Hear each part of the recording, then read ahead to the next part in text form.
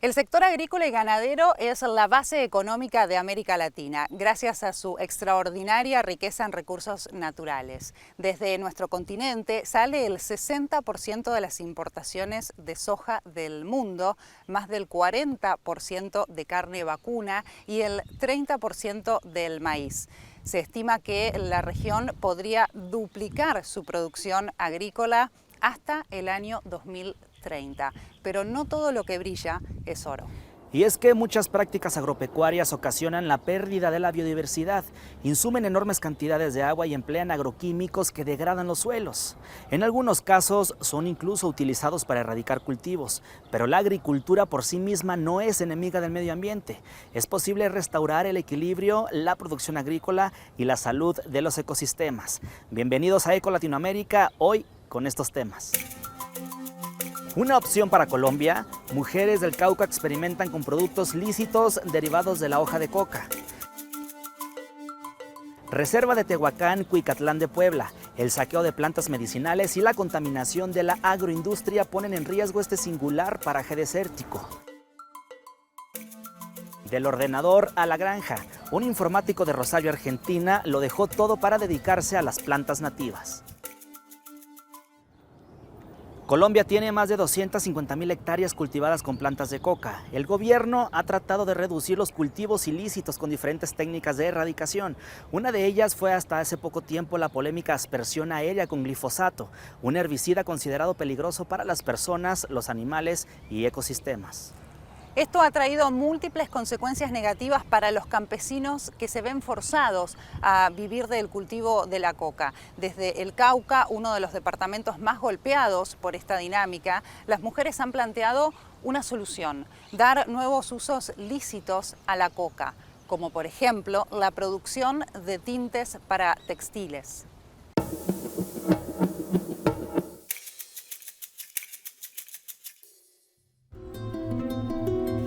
Colombia tiene más de 250,000 hectáreas de cultivos de coca destinados principalmente a la producción de estupefacientes.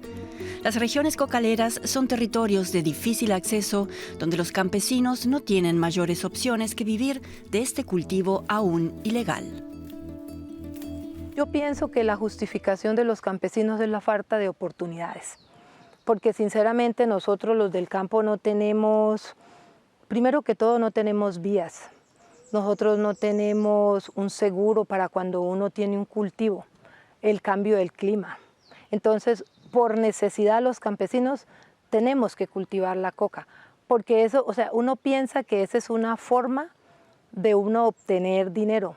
Fácil, piensa uno, pero para mí no es ninguna cosa fácil.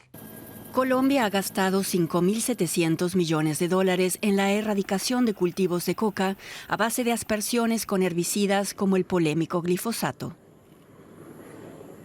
Pues yo pensaba que la gente que nos mandaba a hacer esa aspersión no tenían alma, digo yo, no tenían familia o no sé, porque pues imagínense, nosotros vivimos en esta tierra, nacidos y vivimos acá, y usted puede imaginarse uno para dónde se va a ir, porque todo, uno pierde la esperanza de todo. El Estado alentó las aspersiones con glifosato, un herbicida prohibido ahora en varios países, hasta que la Corte Constitucional las prohibió definitivamente ante la evidencia de los efectos negativos en el medio ambiente y la población. Este militar retirado dice que la práctica fue útil, pero debieron haberse buscado otras alternativas. El control territorial de esas áreas por parte de grupos armados ilegales era muy fuerte, no se podía entrar terrestremente, pero a medida que las condiciones fueron cambiando, también debió haber cambiado las estrategias de control, que fue lo que nunca se hizo. El uso del glifosato dejó una visible huella en el territorio y en la memoria de las mujeres cocaleras que sufrieron directa o indirectamente las consecuencias de esta práctica.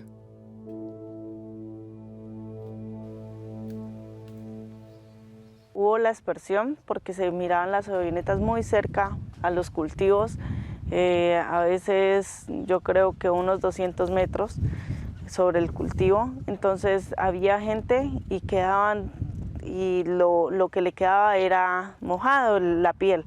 Entonces sí se han visto consecuencias, en mi familia sí se ha visto cáncer tanto de estómago como cáncer de la piel. Desde el Cauca se han planteado nuevas alternativas para el uso de la hoja de coca, en especial en bebidas y alimentos. Estas alternativas económicas podrían transformarse en una fuente legal de ingresos para las mujeres cocaleras. Yo no puedo decir nada negativo de la coca porque gracias a la coca pues tenemos otras alternativas y tenemos otros usos que la gente poco a poco nos ha ido conociendo y eso garantiza de que la coca no es cocaína, ¿no?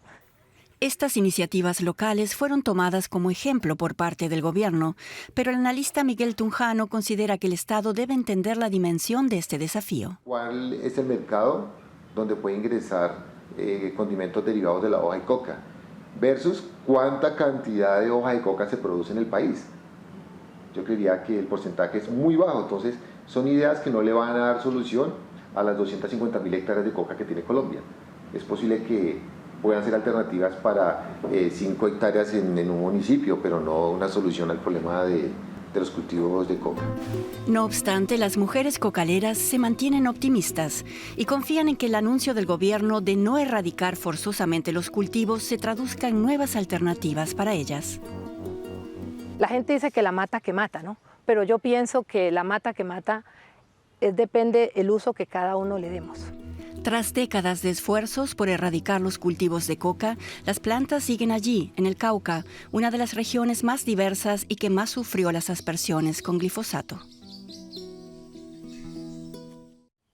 No solo el uso de agroquímicos como pesticidas y herbicidas afectan los suelos, también el monocultivo, el sobrepastoreo y la falta de agua pueden provocar una degradación constante de la tierra. Este es un fenómeno que no solo afecta a América Latina. Por ejemplo, en la India, años de agricultura intensiva y métodos de irrigación deficientes han causado un deterioro del suelo y esto repercute en los medios de subsistencia de los agricultores locales. Esto impulsó a un ecologista a probar un método de agricultura regenerativa adaptados a las necesidades específicas de la región. Chandrakant Patil es un agricultor de algodón del distrito de Jalgaon en la India. Hace 3 años cayó enfermo. Incluso tras repetidas visitas al hospital, su salud no mejoró. Empecé a toser mucho y a sentir frío, sobre todo por las noches. Me diagnosticaron neumonía. En mi análisis de sangre, los niveles de creatinina eran bastante altos y el médico me dijo que tenía una enfermedad renal. Patil es uno de los muchos jóvenes agricultores de esta parte del país que desarrollaron problemas renales sin tener antecedentes médicos. No estaba claro por qué, pero el doctor Prashant Raiput, un nefrólogo de Bombay, desarrolló una teoría en sus visitas a su pueblo natal en Jalgaon. En 2016, cuando comencé una clínica ambulatoria en Jalgaon, me di cuenta de que había muchas personas que llegaban con enfermedad renal crónica de etiología desconocida. Y eso fue lo que me hizo pensar que definitivamente hay un impacto de la exposición de pesticidas y herbicidas en estos pacientes que está conduciendo a la enfermedad autoinmune renal. Los agricultores producían tradicionalmente maíz, algodón y diversas frutas y verduras, pero cambiaron su cosecha principal buscando un mayor rendimiento. Así es que la agricultura se volvió intensiva, impulsada por los cultivos comerciales, con lo cual los productos agroquímicos se convirtieron en una parte importante de la actividad. Y en esto es donde los médicos han descubierto el origen de una serie de problemas de salud, así como el deterioro del medio ambiente, como el impacto en la tierra. En Jalgaon, el carbono orgánico del suelo ha bajado al 0,2%. Tiene que ser mínimo 0,7 o 1%. Patil fue contactado por Raiput, que estaba decidido a cambiar las cosas en su pueblo. Había heredado los campos de su padre y vio en ello una oportunidad para probar un nuevo método de cultivo. Juntos empezaron a trabajar en la agricultura regenerativa, un método de cultivo que tiene 4 principios básicos. Uno de ellos es cultivar una segunda cosecha justo al lado de la principal. Esto se llama cultivo de cobertura y actúa como fertilizante natural. Las raíces de estos cultivos ayudan a alimentar a las lombrices y otros organismos del suelo, lo que afloja la tierra, una condición importante para el proceso de fertilización.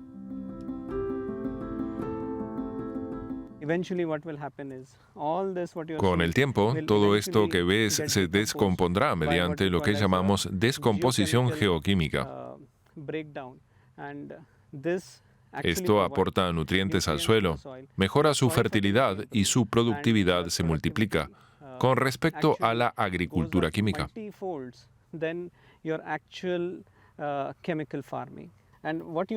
y lo que se obtiene es esta tierra oscura, que es muy rica en carbono. Así que esta es la conversión de la energía electroquímica en esta sustancia pegajosa en el suelo, que tendrá una duración de tal vez décadas. Y es un indicador muy importante de la fertilidad del suelo. Este método, no obstante, es también criticado por la falta de estudios a largo plazo y un menor rendimiento, pero en este caso le dio a este médico convertido en agricultor una abundante cosecha de productos, incluyendo naranjas, chirimoyas, cúrcuma, jengibre y papaya. Por lo general, la chirimoya suele florecer a los 4 años en un campo de cultivo tradicional. Pero lo que ocurrió aquí fue increíble. Empezamos a tener flores a los 6 meses. Obviamente queríamos que la planta creciera y no queríamos el estrés de la fructificación. 2 años después, tenemos una cosecha abundante, y eso solo gracias a las prácticas ecológicas que adoptamos. Raiput está difundiendo ahora su aprendizaje más allá de su granja y hablando con otros agricultores de Jalgaon sobre las ventajas de las técnicas regenerativas. Una de las primeras personas a las que pudo convencer fue a Chandrakant Patil, cuya salud ha mejorado desde entonces. Si no queremos caer enfermos, es importante que nos inclinemos por la agricultura natural, aunque la cosecha no sea tanta. Somos responsables de alimentar a las generaciones futuras y es importante que cultivemos alimentos sin productos químicos. Cuando utilizamos estos pesticidas, se destruyen las vitaminas y los nutrientes de las plantas. Es nuestro trabajo mantener sana a la nueva generación y por eso tenemos que pasar a la agricultura natural. La agricultura regenerativa podría ser la vía que conjugue salud y seguridad financiera para los campesinos. La reserva de Tehuacán, Cuicatlán, alberga 2.700 especies de plantas, de las cuales 300 son endémicas.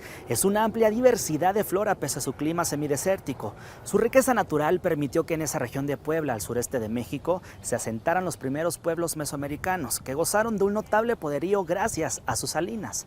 Algunos lugareños todavía conservan los métodos ancestrales de producción de sal orgánica, el saqueo de plantas medicinales, de maguey para mezcal y la contaminación de la agroindustria ponen en riesgo este singular paraje que sus propios habitantes protegen con brigadas de vigilancia. Estas columnatas de cactus dan la bienvenida a una zona de magia semidesértica. Pese a ubicarse en el trópico seco del sureste mexicano, alberga una rica diversidad de flora. 2.700 especies de plantas, de las cuales más de 300 son endémicas. En la reserva de la biosfera de Tehuacán, Cuicatlán, habitaron algunas de las primeras comunidades mesoamericanas hace más de 12.000 años. Desarrollaron un profundo conocimiento de los usos de las hierbas.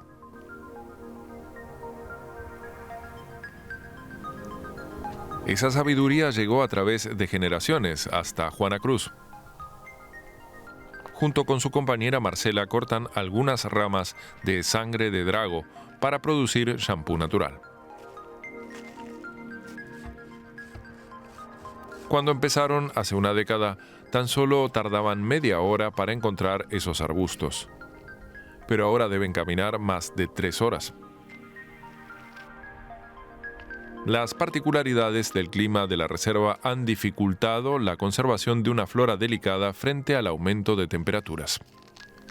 el apoyo de proyectos o de personas que investiguen, ¿no? Cómo podríamos cultivarlas en viveros, porque ahorita tenemos el problema de que se están extinguiendo, además por el problema también de que vienen personas de otros lugares y han extraído y se las llevan para otras partes. Zapotitlán Salinas se encuentra en el núcleo de la reserva. Por eso sus 3.000 habitantes se vieron en la responsabilidad de proteger su ecosistema. Hace 2 años formaron brigadas que patrullan 24.000 del 500.000 de hectáreas para evitar esos saqueos. Este bosque cactáceo tiene una importancia ambiental, pero también económica. La mayoría de la población vive del turismo, con la venta de artesanías o con recorridos por este jardín botánico. Como cuenta el comisariado local Primitivo Cortés, su principal objetivo recientemente es frenar el robo de maguey para la producción de mezcal, destilado de moda parecido al tequila. O sea, se ha desbordado esto. Entonces, ha habido mucho saqueo de piñas, de maguey, pues, de agaves. Entonces, pues ahora sí que estamos ya en peligro de que esto se acabe. Por eso es que la misma comunidad se organizó, porque no tenemos mucha vigilancia acá en cuestión de la policía, eso no tenemos mucha que nos apoye. Gobernabilidad, pues. La reserva fue declarada en 2018 Patrimonio de la Humanidad Mixto por su valor natural y también cultural. Tradiciones milenarias a las que la juventud ha dado la espalda. El más joven de los 40 brigadistas voluntarios, Noé Barragán, considera que ese desinterés ha favorecido la intrusión de granjas avícolas que supuestamente lanzan bombas para alterar el curso de las lluvias, así como de una agroindustria que fumiga con avionetas. Estas prácticas han dañado muchos de los cactus e insectos base de unos platillos tan variados como insólitos. Es el caso de la oruga de Cuchamá.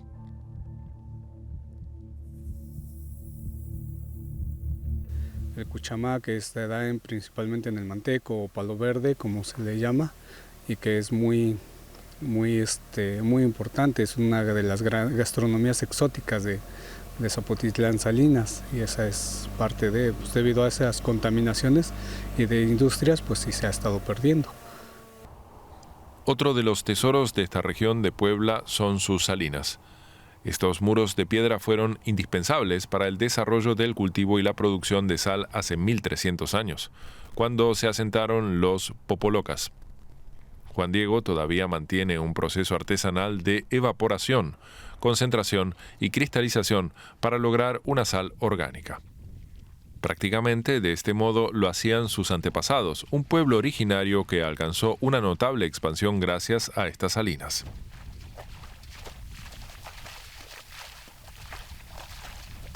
El oro blanco que le llamaban, ¿no? Y de ahí viene el nombre de salario de la sal, de una forma de pagar. Entonces tuvieron un gran potencial poderío gracias a la sal, con eso pagaban, tributaban, hacían el trueque, podían obtener muchas cosas y tuvieron gran poder por la sal en esas épocas. Pero esa bonanza se ha evaporado tan rápido como el agua. Esta tierra rica en minerales que hace millones de años estaba bajo el mar recibe cada vez menos filtraciones pluviales. Juan Diego tampoco recibe suficientes fondos para empacar y comercializar su sal y así sostener un trabajo manual tan duro.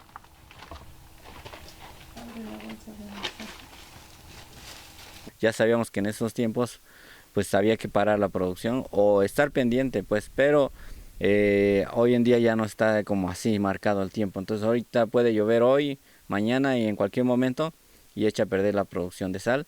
La otra de las cosas que nos está afectando es de que cada vez llueve menos igual. Unos efectos del cambio climático que preocupan a todo Zapotitlán, pero que de momento Juana y Marcela han podido sortear y han logrado un pequeño sustento extra para la familia y su independencia. Ambas amigas distribuyen en las tiendas de artesanías locales sus shampoos y geles orgánicos. La elaboración consiste en hervir plantas medicinales como la sangre de drago, con amplias propiedades curativas. El champú especialmente evita la caída del cabello, pero a la vez también se usa para enjuague bucal, para jabones para el acné. También las propiedades es antiséptico, y sirve pues para las úlceras del estómago en tinturas. Con la sal y las hierbas, los habitantes de la reserva de Tehuacán, Cuicatlán, atesoran un saber histórico, imprescindible para cuidar también esta singular belleza natural.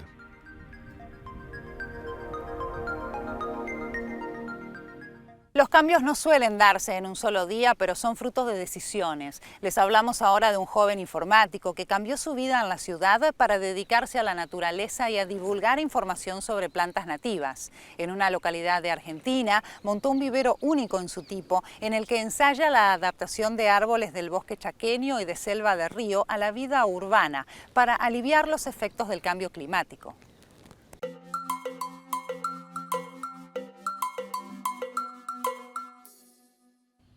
Hola, soy César Masi, naturalista, cultivador de plantas nativas, difusor de las plantas nativas y también militante de causas ambientales.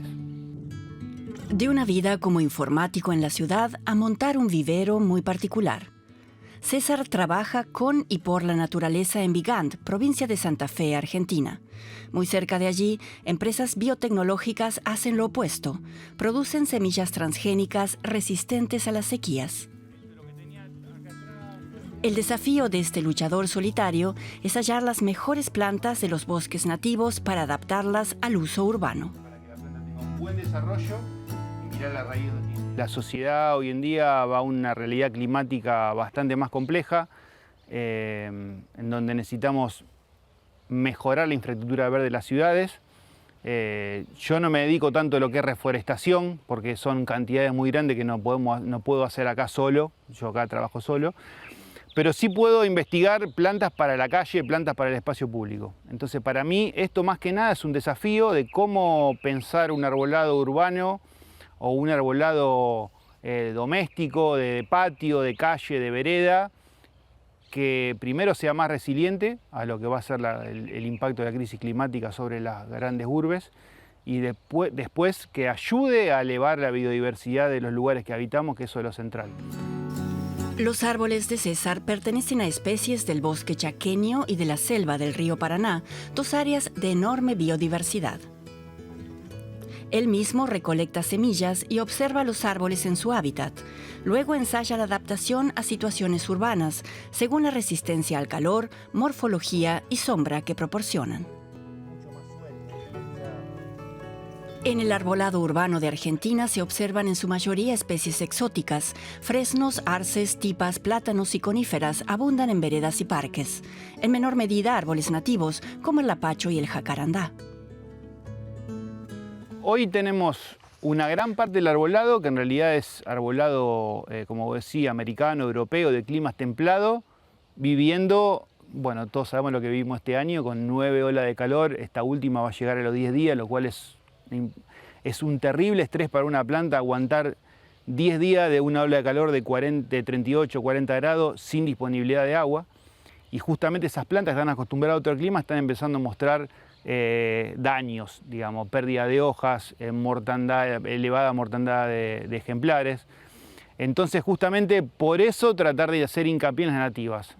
Cuando uno va al monte chaqueño en verano, he ido con 42, 44, 46 grados, estaban impenetrables, las plantas todavía conservan verde. Sin agua no hay milagro, pero ante una condición difícil tienen mucha mejor respuesta. Pero, ¿qué puede hacer un naturalista apasionado por el bosque nativo en tiempos de crecientes conflictos ambientales? Necesitamos sobre todo contagiar, eso es lo principal. Creo que estamos viviendo una situación bastante difícil y si no empujamos, si no tratamos de contagiar, la individualidad de lo que uno hace en el trabajo carece de importancia. Digamos, lo que uno puede hacer acá en un trabajo, la cantidad de plantas que puedo cultivar por año es muy acotada. En una hectárea de bosque chaqueño hay 1000 árboles. Acá puedo hacer 2000 por año. Se desmontan 200.000 hectáreas por año de bosque en la Argentina. Y las redes sociales son un vehículo muy importante porque se puede tener mucha llegada. La verdad que de eso vengo haciéndolo hace años, es una parte muy importante de mi trabajo, casi tan importante como esta. Le dedico mucho tiempo, sobre todo a Twitter, a Instagram, a hacer publicaciones para concientizar. También Argentina, que es una red de identificación de plantas, donde trato de aportar un poco del conocimiento que sale de acá al vivero.